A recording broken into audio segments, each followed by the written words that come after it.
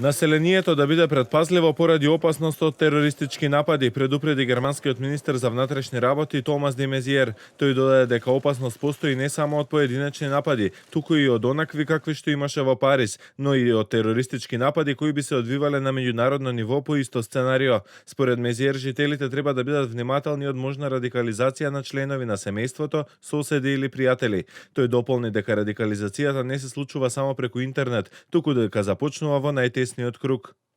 И францускиот премиер Мануел Валс предупреди дека се можни терористички напади во земјата во скоро време. Според него тоа се должи на загубите на фронтот на Исламска држава во Сирија и Ирак и прелевање на нестабилноста во западниот свет. Валс изјави дека во такви услови треба да се продолжи со стеснувањето на прстенот околу терористите. Тој ја даде изјавата откако исламист уби француски полицаец, но и неговата сопруга во југозападна Франција. Валс додаде дека полицијата во однос на претходната контрола на напаѓачот Ларосија Бали не направила пропусти.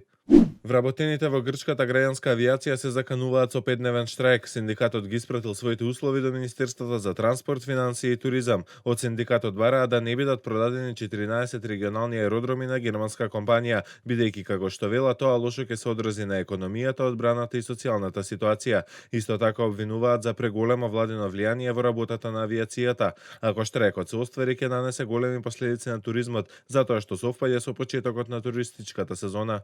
Ќе се создаде црна дупка од 30 милиарди фунти доколку граѓаните се одлучат за Брекзит, изјави британскиот министер за финансии Џорџ Осборн. Тој вели дека владата ќе мора да креира нов вонреден буџет преку зголемување на даноците, посебно оданочување на приходите, но и преку кратење на издвојувањата за јавното здравство. Од кампањата за излез на предупредувањата за влошена економска состојба на земјата од напуштањето на Европската унија обвинуваа дека станува збор за хајка и погрешни проценки.